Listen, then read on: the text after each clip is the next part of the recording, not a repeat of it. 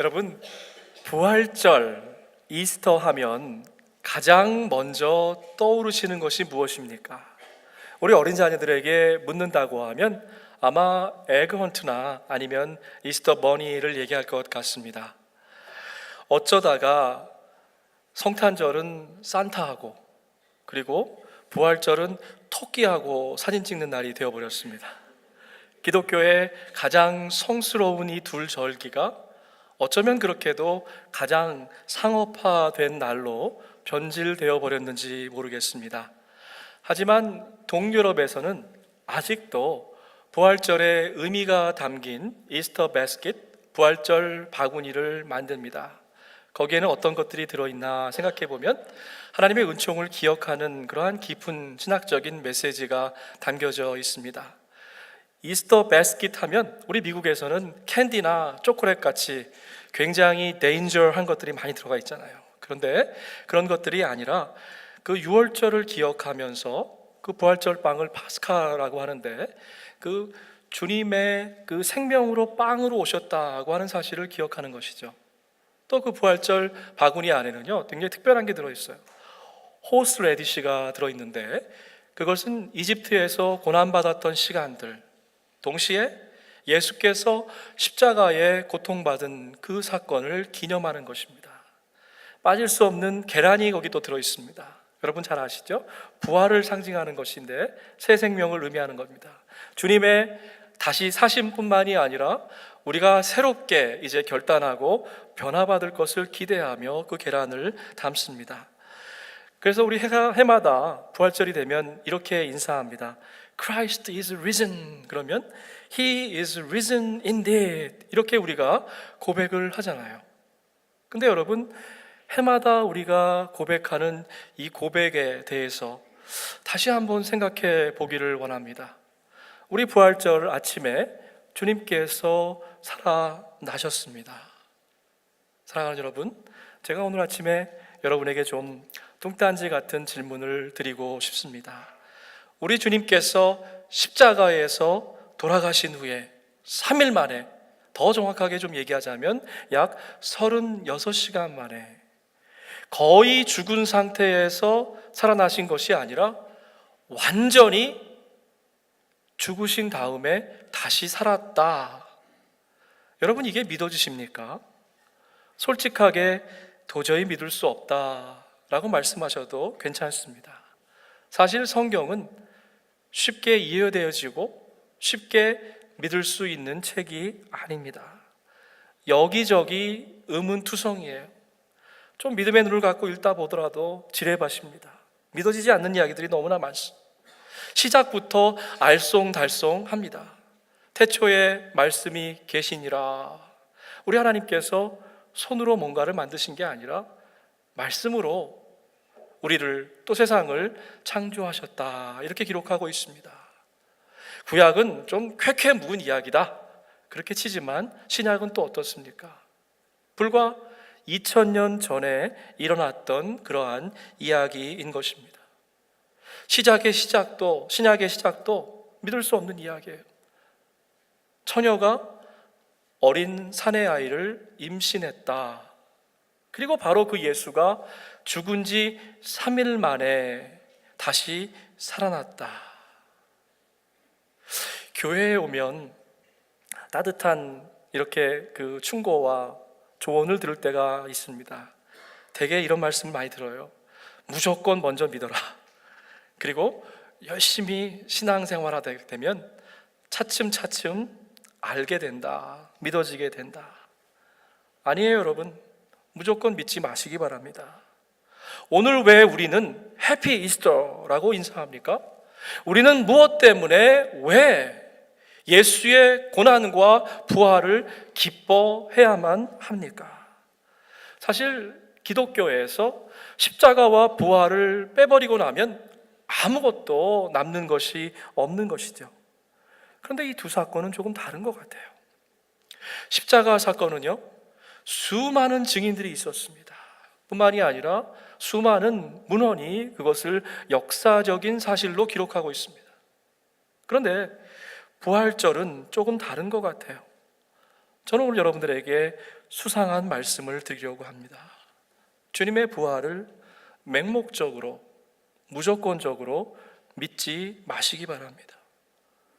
한 걸음 더 나아가서 나는 부활을 믿는데 도대체 당신은 신앙생활한 지 30년, 50년이 됐는데 왜 부활을 믿지 못합니까? 라고 성급하게 우리의 믿음을 강요하지도 마십시다. 오늘 말씀은 복음서의 기록과는 조금 다른 앵글에서 부활 사건을 조명하고 있는 것입니다. 복음서는요, 실제 사건을 바탕으로 주님의 부활을 생생하게 목격했던 증언들을 담아내고 있습니다. 그런데 바울은 출발점부터 달라요. 변증적으로 오늘 부활의 이야기를 설명하고 있습니다.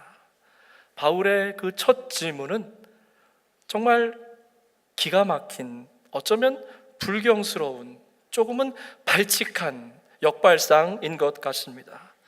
만약, what if, 주님이 다시 살아나지 못하셨다고 하면, 짧게 얘기하면 부활이 없다면 이라고 하는 질문입니다. 여러분, 이런 질문 안 해보셨습니까? 저희 우리 워싱턴 한인교회 교우들은 시치미를 잘 떼시는 것 같아요. 저는 그런 질문을 해봤습니다. 부활이 없다면 신앙생활을 하시면서 마치 처녀 임신과 예수 부활을 기정사실인 것처럼 받아들여라, 무조건 믿어라, 설득당하고 강요당하신 적은 없으십니까? 하지만 솔직히 말해서 이 부활 사건은요, 상식적으로, 이성적으로 이해하기가 참 어렵습니다. 괜찮아요. 저에게는 분명한 확신이 하나 있습니다. 저와 여러분이 어느 순간인지 몰라도 부활하신 예수를 만나기만 하면 우리 가슴 가운데에, 우리 머릿속에 있는 이 복잡한 여러 가지의 의문들이 한 번에, 한순간에 풀릴 것이라 하는 것입니다. 마치 엠마오로 내려가는 두 제자가 답답한 마음을 가지고 내려가고 있었지만 주님께서 그들에게 찾아오셨을 때에, 그들을 만나 주셨을 때에 그들의 영의 눈이 열려서 말씀을 깨달았던 것처럼 주님을 만나기만 하면 어느 순간인가 풀릴 것이라는 것을 저는 믿습니다. 워싱턴 한인교회에서는 1년에 2번 세례 예식을 갖습니다. 성탄절과 부활절이죠. 우리가 믿는 기독교의 본질은 주님께서 값없이 내게 오셨다? 성탄절입니다. 그 주님께서 우리를 위해 죽으시고 3일 만에 다시 살아나셨다. 부활절입니다. 그렇기 때문에 이 중요한 절기에 가장 중요한 우리 세례 예식을 거행하는 것입니다. 근데 어느 날 많은 교회에서 성탄절과 부활절에 다른 많은 프로그램들이 있다 보니까 그날 세례 예식을 행하지 않는 경우가 참 많습니다. 안타까운 것 같아요. 우리가 믿는 기독 신앙은 말구유와 골고다 언덕, 그리고 빈 무덤에 집중되어져야만 합니다. 주님을 쏙 빼버리고 긍정의 힘, 세상을 잘 살아가는 처세술을 가르치는 곳이 아니죠. 저와 여러분의 마음 가운데에 하나님, 예수님, 성령님을 초대하기 원합니다. 말씀과 기도보다 한 걸음도 더 앞에 나가지 않기를 원합니다. 여러분, 그런데요, 부활을 믿을 수 있다는 것, 그리고 내 가슴에 받아들일 수 있다고 하는 것은요, 우리가 할 수 있는 일이 아닌 것입니다. 저와 여러분의 경험과 감정과 이성과 이 모든 것을 동원해도 절대로 부활을 믿을 수가 없습니다. 부활을 믿을 수 있는 것은 그 자체가 하나님의 은총인 것입니다. 왜 그럴까요? 저와 여러분은 오랜 시간 동안 학교 교육을 받으면서 한 가지 법칙을 배웠어요. 자연의 법칙이라고 하는 것입니다. 그런데 우리가 가끔 잊고 사는 것이 있어요. 그것은 뭐냐면 우리가 그토록 신뢰하는 자연 법칙이라는 것을 하나님이 만드셨고, 우주의 질서를 하나님이 만드셨고, 뿐만이 아니라 우리 하나님은 그 자연 법칙을 초월해 계시다고 하는 것입니다. 엘리야가 기도했을 때에 하나님께서 하늘문을 닫으셨어요. 다시 기도하셨을 때에 하늘문을 열고 단비를 허락해 주셨습니다. 여호수아가 손을 들고 기도했을 때에 정상적인 자연의 법칙은 해는 동에서 떠서 서로 지는 것인데 하늘 중천에 멈춰 섰습니다.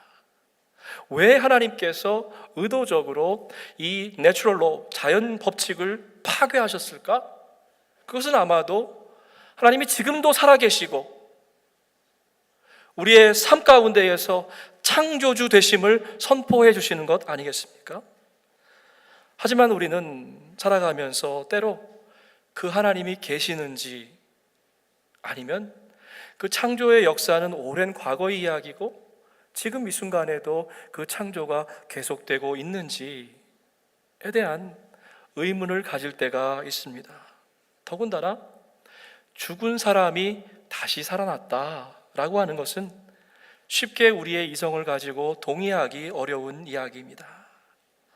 그리스도가 죽은 사람들 가운데에서 살아나셨다고 전파되고 있는데 왜 여러분 가운데에 어떤 이들은 죽은 사람의 부활이 없다고 합니까? 여러분, 만약 우리 주님께서 그토록 억울하게 십자가 위에서 죽고 다시 살아나지 못하셨다면, 짧게 얘기하면 부활이 없다면, 바울의 변증은 이렇게 시작되는 것이죠. 이 물음이 저에게 크게 다가왔습니다. 부활이 없다면, 이 세상에서 모든 교회 강단에서 매 주일마다 헛소리하고 있는 것입니다.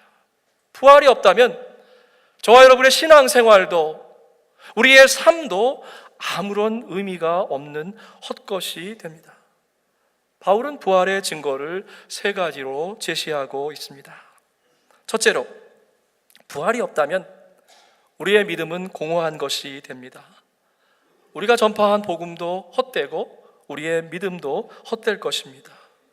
부활이 없다면 지금 우리는 소중한 시간을 낭비하면서 헛된 예배를 드리는 거예요. 얼마나 오늘 날씨 좋습니까? 필드에 나가서 볼 때리시던가 아니면 가족들하고 모여서 이스터 브런치 하면 되는데 그 귀한 시간을 나가서 예배 드리고 있는데 부활이 없다면 저와 여러분은 완전하게 시간 낭비하고 있는 것이죠. 어떤 목사님이 성지순례를 함께 가자고 하는 그러한 제안을 받은 적이 있습니다. No thank you. 짧게 대답하고 나서 그 다음에 이어지는 이분의 대답이 참 걸작입니다. I don't want to go where Jesus was. I just want to stay where He is. 주님이 거쳐가셨던 그 발자취를 따라가는 것보다는 주님과 지금 내가 함께 살아서 동행하는 그 길을 걷고 싶습니다. 부활절 아침, 주님을 너무나도 사랑했던 여인들이 예수님의 무덤 앞에 왔습니다. 정말로 깜짝 놀랄 만한 일이 벌어졌어요. 여인들의 힘으로는 도저히 굴릴 수 없는 육중한 돌문이 옮겨져 있습니다. 그리고 수많은 로마 군사들이 조를 짜서 시간 단위로 촘촘하게 물샐 틈 없이 경비했던 그 예수, 더군다나 죽어서 시신이 수위로 꽁꽁 쌓여있는 그 예수님이 온데간데 없이 사라져 버린 겁니다. 주님은 부활하신 후에 제자들 뿐만이 아니라 수많은 사람들에게 직접 나타내 보여주셨습니다. 바울은 이 사건을 생생하게 기록하고 있습니다.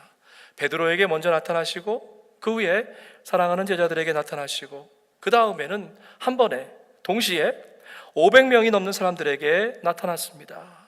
그 사람들 중에 이미 죽은 사람도 있지만 잘 들어보세요. 대부분의 사람들은 아직도 살아 있습니다. 만약 바울의 이 증언이 거짓이라고 하면 그 자리에서 당장 돌맞아 죽었을 것입니다. 왜냐하면 2000년의 세월이 흐른 지금이 아니라 주님이 부활하셨던 같은 시간과 같은 공간을 살아가고 있는 증인들의 이야기이기 때문입니다. 만약 주님이 다시 살아나지 못하셨다면, 부활이 없다면, 여러분, 우리가 믿는 이 기독교는요 2000년 동안 이렇게 영향력 있게 생명력을 갖고 존재할 수가 없었을 것입니다. 아마 없어져도 예전에 없어졌을 거예요. 그런데 그 없어진 것이 외부의 압박이나 핍박이나 박해 때문이 아니었을 겁니다. 저절로 와해되어 버렸을 거예요. 아무리 서로 입을 잘 맞춰도 그 안에 생명이 없으면 기독교가 존재할 수 없는 것이죠. 부활이 없다면 우리의 믿음도 헛된 것입니다. 둘째로, 부활이 없다면 저와 여러분은 여전히 죄 가운데에 빠져 있는 것입니다. 주님은 우리 죄 때문에 죽임을 당하셨고 우리를 의롭게 하시려고 다시 살아나셨습니다. 로마서는 이렇게 기록하고 있어요. 만약 순환과 죽음만이 있다면, 성목요일과 굿 프라이데이만 있다고 하면, 거기만 있다고 하면, 거기가 끝이라고 하면 아마 우리는 이스터 아침을 맛볼 수 없을 것입니다. 여전히 죄 가운데에 빠져 있기 때문입니다. 부활이 없으면 생명도 없는 것입니다. 강단을 보시면 이렇게 아름답게 부활을 상징하는 백합꽃이 가득 차 있습니다. 나중에 한번 예배 끝나고 나와서요, 코를 가까이 대시고 냄새를 맡아보세요. 이 백합꽃이라는 게 참 특이하더라고요. 그 은은한 것 같지만 참으로 그 생명력을 나타내는 향기가 굉장히 강력하게 품어져 나옵니다. 여러분의 삶 가운데에서 이 부활의 향기가, 부활의 증거가 나타나게 하십시오. 요즘 저희 공동체 가운데에서 계속해서 작은 부활을 경험하고 있습니다. 지난 주간 새벽 예배를 마치고 우리 중보기도팀과 함께 한 가정을 신방했습니다. 그 집사님이 이제 말씀을 못 하세요. 그래서 그 패드에다가 어떤 찬송을 함께 불렀으면 좋겠습니까? 여기다 좀 적어보세요. 했더니 그 집사님이, 목사님, 평안이 필요합니다. 제 마음 가운데에 평안이 필요합니다. 그래서 우리가 함께 같이 찬양하고 말씀의 떡을 나누고, 그리고 나서 모두 함께 손을 얹고 기도했습니다. 기도하는 가운데에 그 집사님도, 돌보시는 남편 집사님도, 같이 함께 갔던 모든 우리 중보기도팀 교우들도 함께 울면서 하나님의 그 벅찬 구원의 은총에 대해서 감사를 드렸습니다. 평안이 없는 그 가정, 두려움 가운데에 사로잡혀 있던 그 마음 가운데에 예수님이 찾아오셔서 다시 한번 부활의 생명을 우리가 체험하게 되었습니다. 우리 안에 믿음을 주시고 매일매일의 일상 가운데에서 작은 부활을 체험케 하시는 우리 하나님께 찬송과 영광을 올려드립니다. 부활은 2000년 전에 일어난 일회적인 단발적인 사건이 아니라고 하는 것입니다. 오늘도 살아 역사하시는 그 주님께서 우리 안에서 부활의 생명으로 살아 계십니다. 우리 때문에 죄 없는 어린 양이 십자가에 못 박히셨습니다. 아무 공로도 없는 우리를 의롭게 하시려고 주님께서 다시 부활하셨습니다. 부활이 없다면 우리는 여전히 죄 가운데에 빠져 있는 것입니다. 세 번째로, 부활이 없다면 저와 여러분은 이 세상에서 가장 불쌍한 존재가 되는 것입니다. 우리가 바라는 소망이 눈에 보이는 것, 손에 잡히는 것, 눈과 귀로 볼 수 있는 감각적인 세계에 국한되어 있다라고 하면 저와 여러분은 어느 누구보다도 불쌍한 사람이 됩니다. 세상에서 가장 불쌍한 사람이 교회는 열심히 다니는데 부활의 소망이 없는 사람입니다. 참 피곤한 삶이에요. 마음 가운데 두 마음이 늘 전쟁을 일으킵니다. 하나님을 사랑하는 마음, 세상을 쫓아가고 싶은 그 마음, 그 두 마음 가운데에 한시도 편할 날이 없는 것 같아요. 제가 그랬습니다. 하나님을 기쁘게 해야 되겠다 하고 학위 잘 마치고 좋은 잡 잡아서 좋은 커리어를 가지고 티칭하면서 이름 석자도 날리고 싶었습니다. 하나님을 사랑한다고 고백했지만 제 마음 깊은 곳에 숨겨져 있는 그 마음을 하나님은 그냥 지나가지 않으셨습니다. 하나님은 질투의 하나님이십니다. 저와 여러분의 하나님을 향한 그 사랑이 디바이드 되는 것을 원치 않습니다. 우리는 적당히 신앙 좋은 척, 하나님을 사랑하는 척을 할 수 있습니다. 교회 안에서 존경받는 롤 모델이 될 수도 있습니다. 그런데 하나님은 우리의 중심을 보십니다. 온전하신 하나님은 온전하신 순종을 요구합니다. 완전하신 하나님은 완전하신 순종을 요청합니다. 철저하신 하나님은 철저한 순종을 우리에게 기대하십니다. 우찌무라 간조에게 어떤 대학생이 아주 심각한 표정을 지으면서 찾아와서 이렇게 물었습니다. 선생님, 저는 성경에 나오는 모든 기적의 이야기들을 도무지 믿을 수가 없습니다. 예수가 물 위로 걸었다. 그리고 죽은 다음에 3일 만에 다시 살아났다. 정말로 제 이성으로는 도저히 이해할 수 없는 이야기입니다. 그런 황당한 이야기들을 다 빼놓고 성경 공부를 좀 하면 어떻겠습니까? 우찌무라의 대답은 이러했습니다. 학생, 성경에 우리 이성으로 받아들이기 어려운 그러한 기적들을 다 빼버리고 나면 이 두툼한 성경은 달랑 2장밖에 안 남을 걸세. 그것은 바로 성경의 앞장과 겉장, 겉표지만 남게 될 뿐이지.